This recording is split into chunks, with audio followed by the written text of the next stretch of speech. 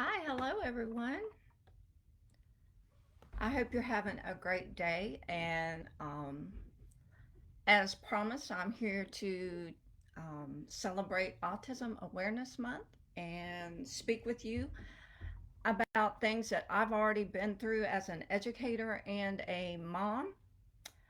So I hope you're having a great day. And if you have any questions, or anything that you want to discuss, if you can drop it down into the comment section, I would love to be able to see the comments. If I don't see them while we're talking, I will look at them and get back to you. Whatever you're struggling with or don't understand, I don't know that I have all of the answers, but I have a good community of people. Having been an autism mom, Jacob is 26 now, and he was diagnosed when he was between 4 and 5. The official diagnosis came in. So I've been at it a while with my son, and I've also have a degree in special education, and I have been teaching in public schools. So I have met great educators. I have um, administrative people, principals, assistant principals, that have just been invaluable. So, and we all come together and work together for our children. We're all advocates for children with disabilities, whether it's autism or um, another type of disability. So, whatever it is that you're struggling with or want to know more about, just throw it down into the comments.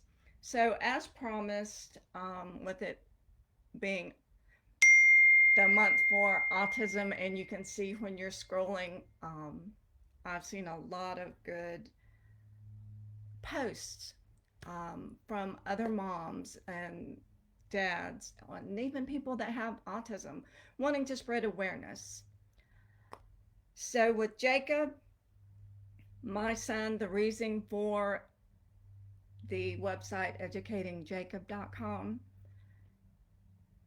he did not develop language. He struggles to this day with expressive and receptive language. So he mainly speaks in phrases and movie quotes. And if any of you saw the little video that I posted um, to kick off this Autism Awareness Month, it was Jacob asking me to when is his brother coming home. Now his brother is older and he hasn't lived at home for years and years, but we are all always excited when it's time for Nicholas to come home. So Jacob comes to me several times a day. Nicholas? I say, what about Nicholas? He's like, Nicholas home? I'm like, I know. I told him. I want him to come home too. So he can communicate with me, but it's not a conversation back and forth like you would have um, with a neurotypical child. So when he was younger, the lack of developing the speech, he also had sensory issues. If I put a shirt on him and it wasn't really smooth, or it had some kind of an applique, I'm representing state today, um, he wouldn't wear it. I'd put it on him and he'd start taking it off. I mean, he wasn't having it. So we had the language delay, we had sensory issues, and of course, being the second boy, he had all kinds of toys, things that were handed down and things that we would buy for him, but he didn't play in a typical manner. He would line things up. He took care of his toys. He loved his toys, but there was no imaginative play. He didn't want you necessarily to play with him. He didn't mind you being near him, but he didn't um, have the engagement with another person. He did parallel play, but he didn't really engage with someone else. So there was that. What else? I kept telling his doctor he's not talking. And his doctor would say, well, boys are sometimes later than girls to speak, which was not my first experience because my first son was talking, walking, doing everything early, um, but not with Jacob. So I really had to have a little bit of a mama fit in the doctor's office, and Jacob was put on a waiting list for speech.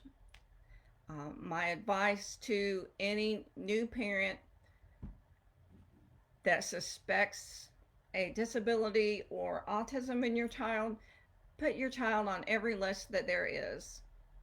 Get the testing, get on a list for services, because it's easy to say, no, I don't need that.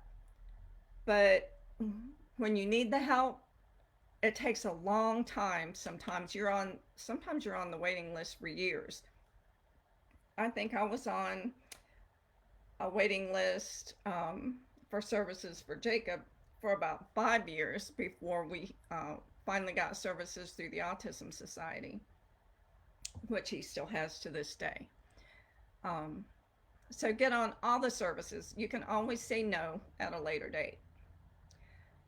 All right, so some of the other questions that I'm asked, some I've already touched on. What are the early signs of ASD? It can be speech or language development is not as it should be, repetitive behaviors.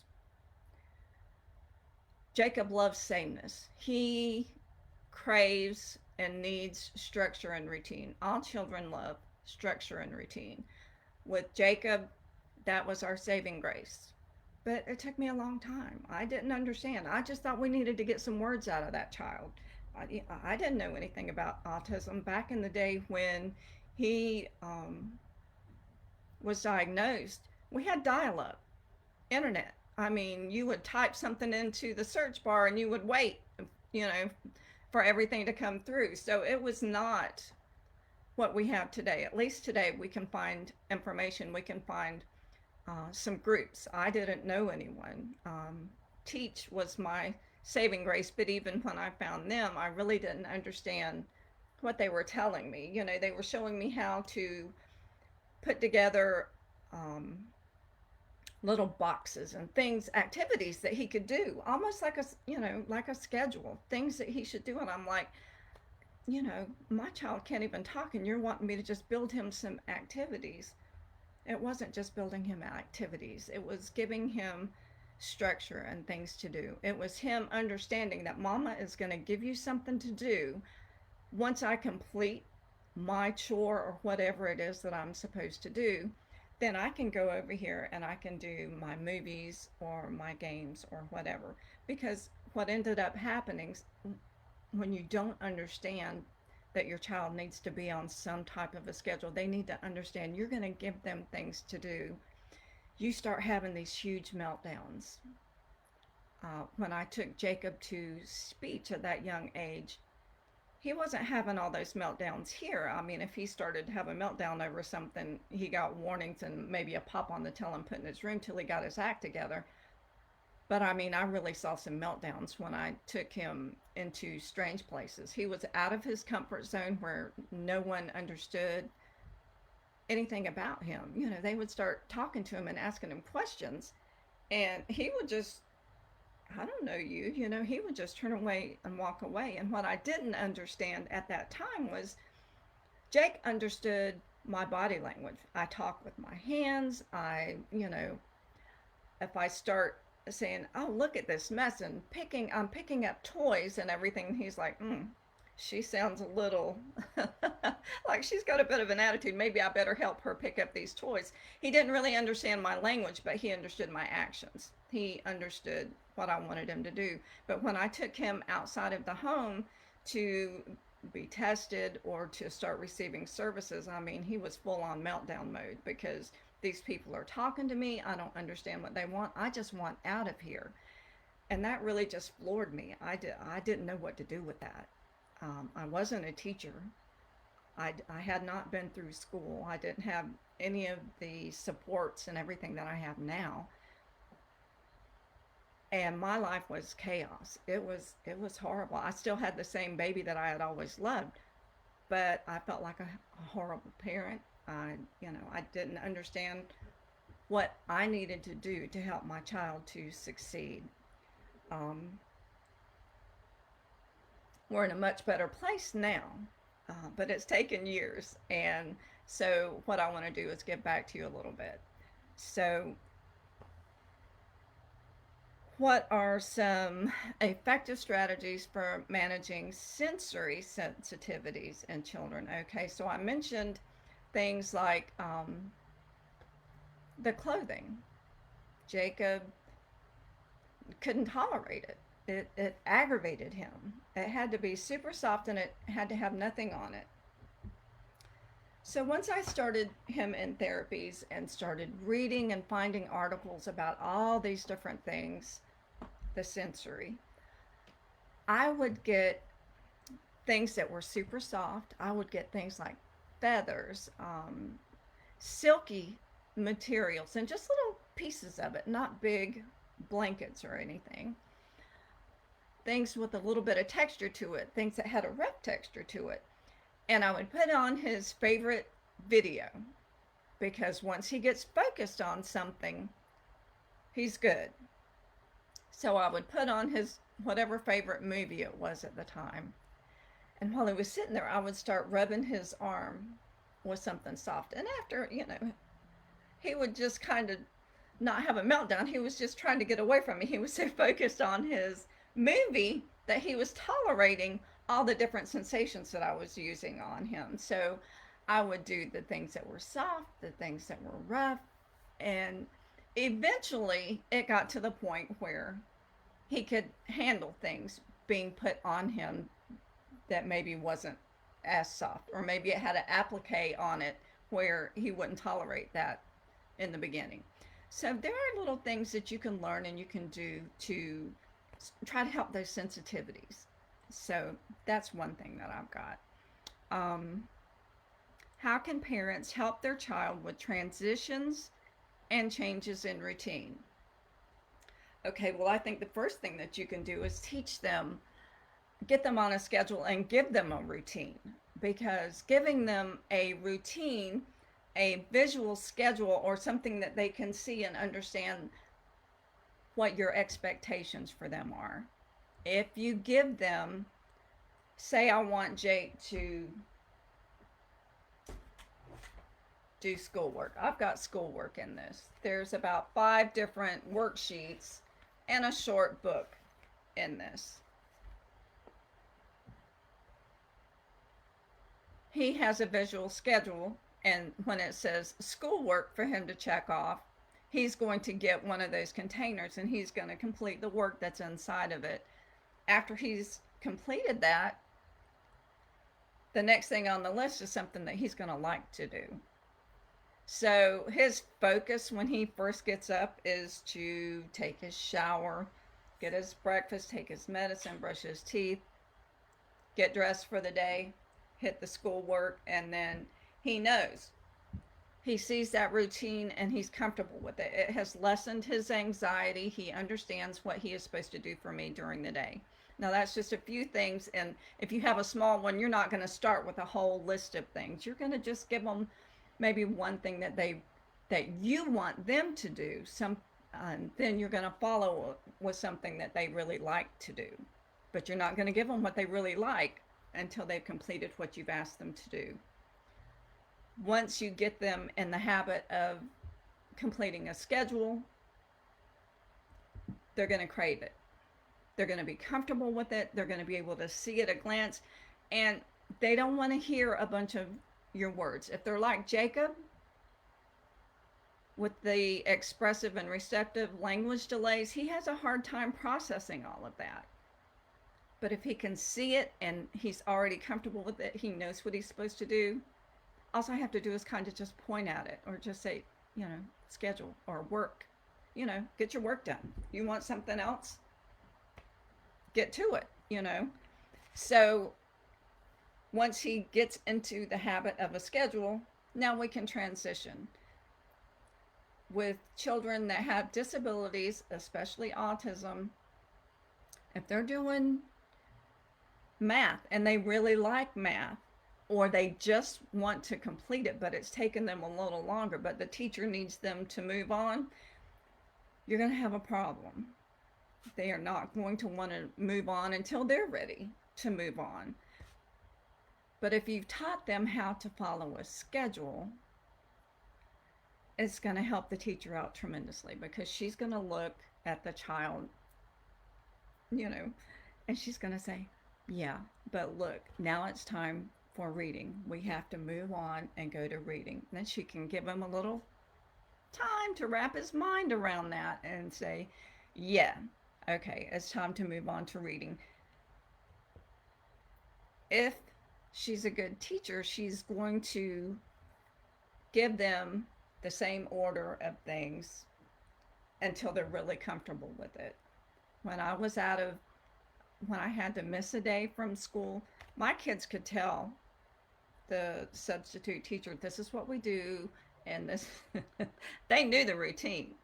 They understood all of it. I mean, she didn't have to go in there and do anything except supervise. They knew exactly what they were supposed to do and when they were supposed to do it. And they loved it. And I taught it that way every day, the same way. It seems boring to a lot of people. Some of my TAs would look at me like, can we mix it up a little bit? You know, can we do, can we do something else? And I'm like, well, this isn't really for us. This is for them. They really need this structure and this routine to feel comfortable with school, so they understand my expectations.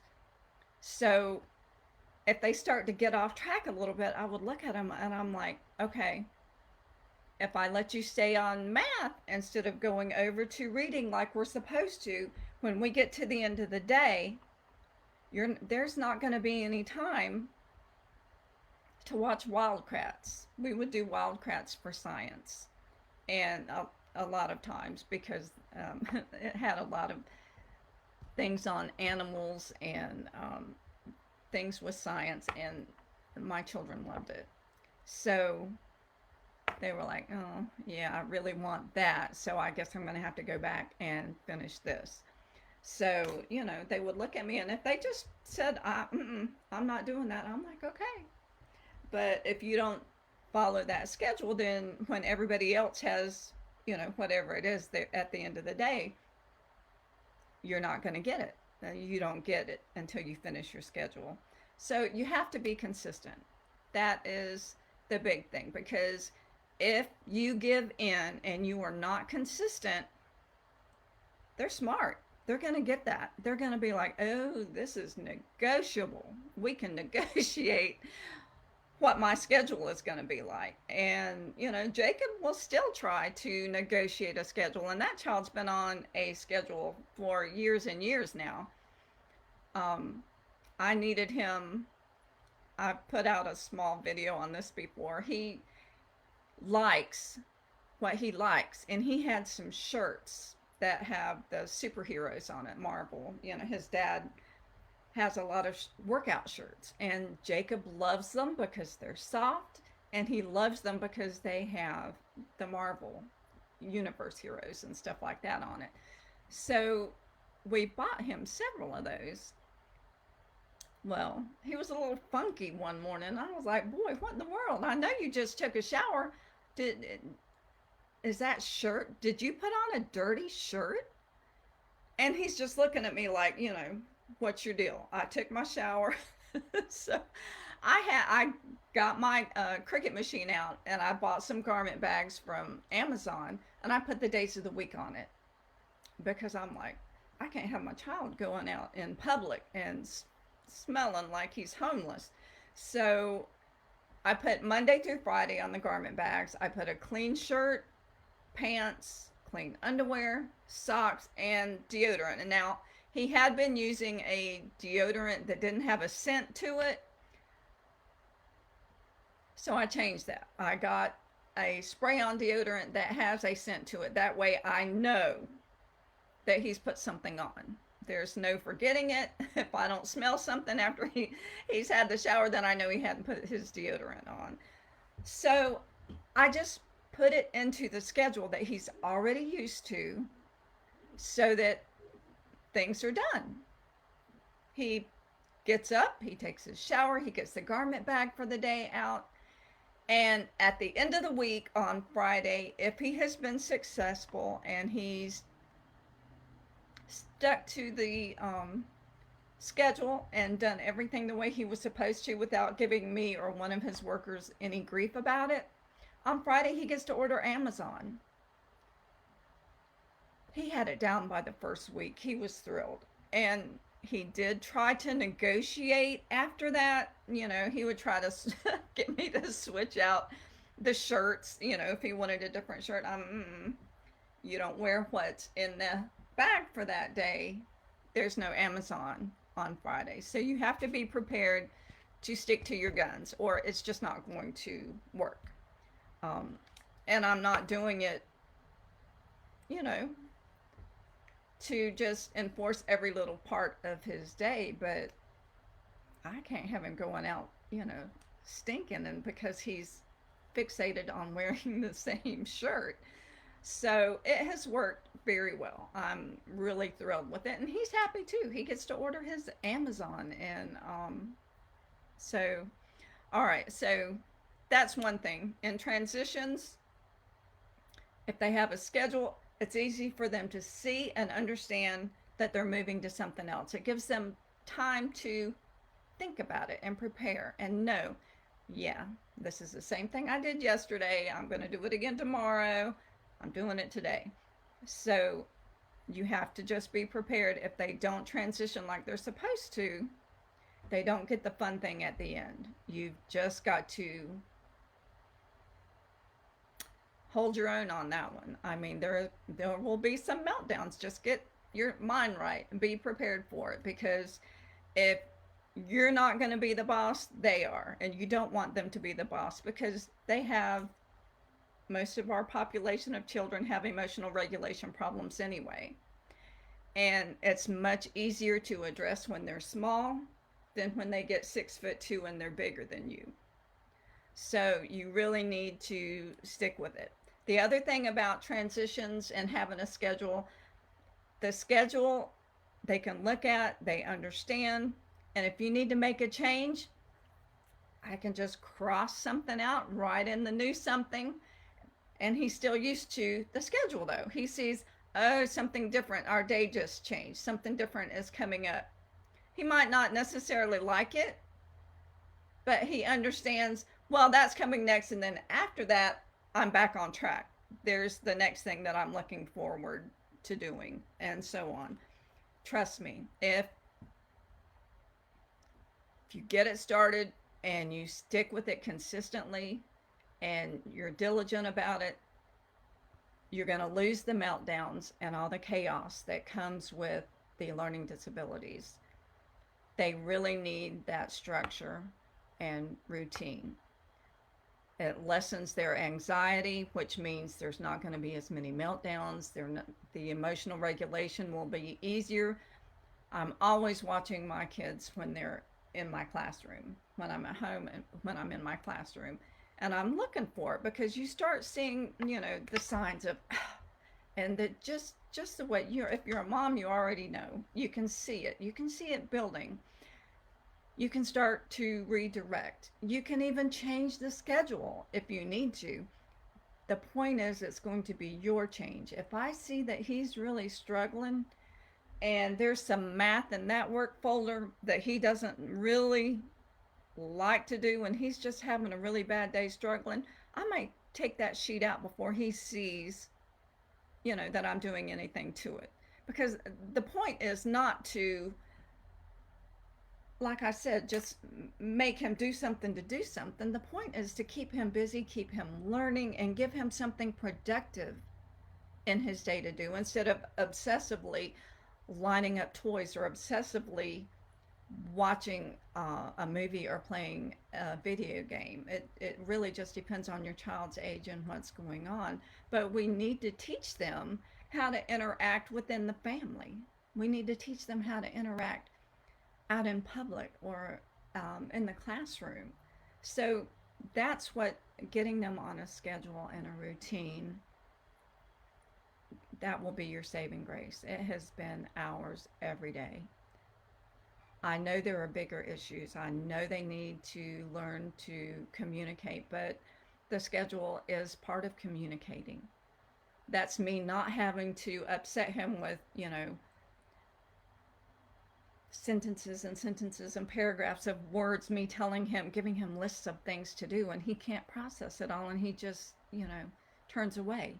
He can look at it and see he understands. So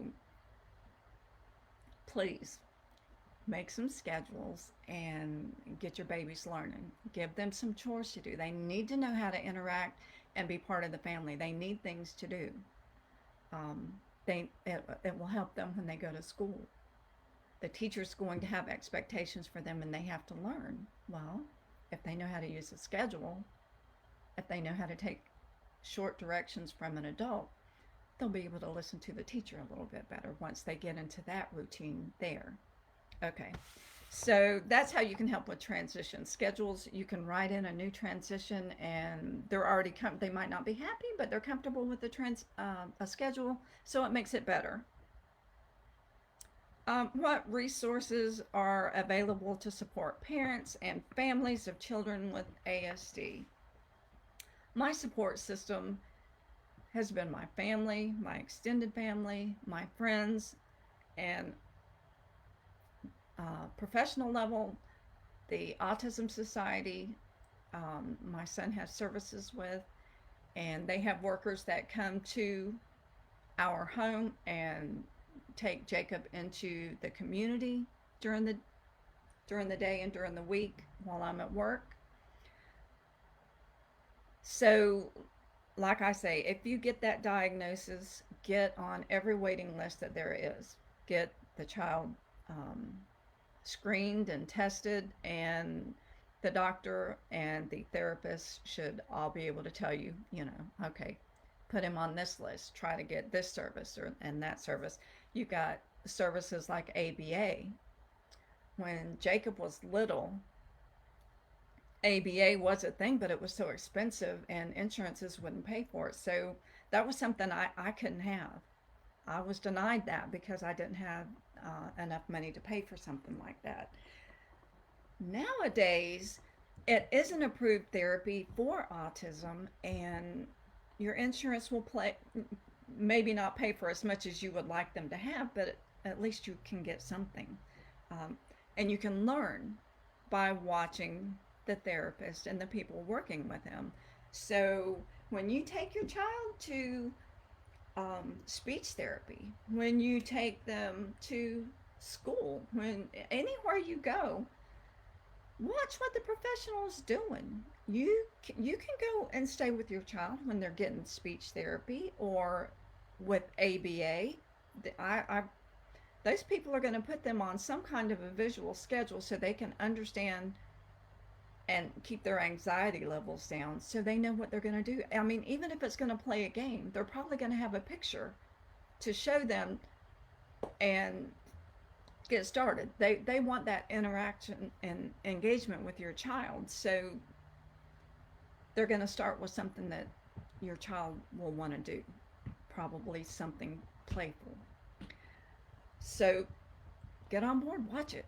You can learn from it, and you can incorporate it at home on your own too. So look, go type in Google, type where you live, and type in autism resources and see what pops up. Check them out. You may find some support groups.